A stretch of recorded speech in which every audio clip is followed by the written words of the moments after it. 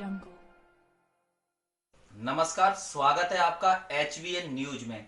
आज हम भारतीय सेना के एक ऐसे वीर सिपाही की बात करने जा रहे हैं जिसका नाम है जसवंत सिंह रावत, जिन्होंने 1962 में चीनी सैनिकों को 3 दिन तक रोके रखा और 300 सैनिकों को मार डाला। उन्होंने चीनी सैनिकों को अरुणाचल प्रदेश में घुसने नहीं दिया। आज उनकी याद में खौड़ा नगर पालिका में एक गेट का शिलान्यास किया गया है। खौड़ा नगर पालिका में जसवंत सिंह रावत के नाम से एक गेट बनाया जा रहा है। इस बारे में बात करने के लिए हमारे साथ गजेंद्र सिंह नेगी, जो कि सभासद प्रतिनिधि हैं, उनसे बात करते हैं। गजेंद्र जी, सबसे पहले तो आप मुझे ये बताइए कि जसवंत सिंह जी की याद में जो गेट बनाया जा रहा है उसके बारे में मुझे बताइए। पहले तो आप सभी का नमस्कार, जो आपके चैनल के माध्यम से हमें बात रखने का मौका दिया जी। और हमारे वीर सैनिक राइफलमैन जसवंत सिंह रावत जी का जब शुरू में ही मैं यहाँ सभासद प्रतिनिधि बना और मैंने ये विचार एक चंद्रा नेगी जी सभासद के सामने रखा कि वीरों के नाम से भी गेट होना चाहिए घोड़े के अंदर में। और उसके लिए फिर चंद्रा नेगी जी द्वारा अपना लेटर पैड में लेटर दिया गया नगर पालिका को। और फिर उसके बाद यह प्रस्ताव जो है बोर्ड मीटिंग में उन्होंने रखा जी। और बोर्ड मीटिंग में जिसको हमारी चेयरमैन महोदय ने स्वीकार किया और उसके प्रस्ताव को पास किया। उसके बाद फिर हमने इसमें विधायक जी की भी चर्चा हुई और सांसद जी का भी सहयोग रहा।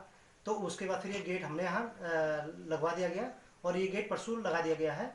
इससे ये प्रेरणा मिलती है हम युवाओं में, सैनिकों के लिए हमारा मान सम्मान इस चीज़ से बढ़ता है। क्योंकि 1962 की जो लड़ाई हुई थी भारत और चीन के बीच, तो उसमें अरुणाचल प्रदेश में जो लड़ाई हुई थी, तो उसमें जसवंत सिंह जी द्वारा 3 दिन तक अकेले चीनी सैनिकों को अरुणाचल प्रदेश में कब्जा करने से रोका गया था।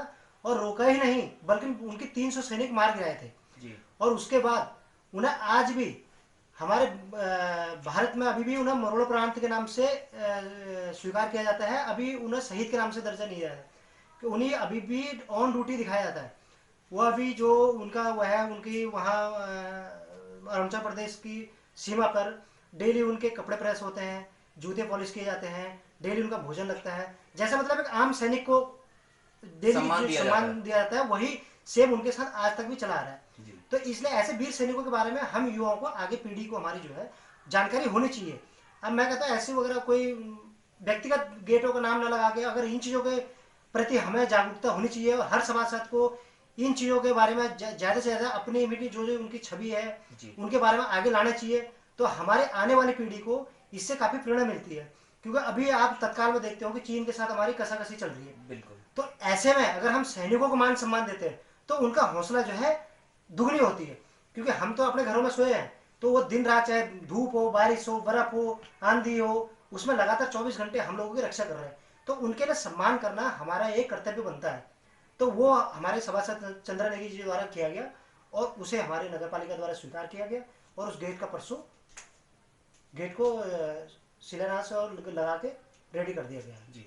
और आगे भी हमारे सैनिकों के प्रति जो भी हमसे हो सकता है जी। अपने सभासद जी के माध्यम से वो हम करने के लिए तैयार है। जैसा कि हमें सूत्रों से पता लगा है कि जसवंत सिंह रावत जी की याद में एक मंदिर भी है, उसके बारे में बताइए। वो ऐसा है, जब उन्होंने चीनी सैनिक से लड़ाई लड़ी थी तो जब उन्हें लास्ट में चीनी सैनिकों ने घेर दिया, तो उसके बाद उन्होंने लास्ट जो अपनी बंदूक में गोली थी वो अपने ही सर पर उतार के और खुद ही शहीद हो गए जी। तो उसके बाद जो चीनी सैनिक थे वो उनके मस्तक को काट के अपने उधर सीमा पे ले गए। तो उसके बाद जो वहाँ के मतलब जो भी सरकार होगी, उन्होंने उनकी वीरता को देखते हुए अरुणाचल प्रदेश में उनके नाम से खुद ही मंदिर बना के भारत की बॉर्डर पर और भारत को मंदिर में उसमें आज भी पूजा पाठ पद्धति बिल्कुल रेगुलर चलती है।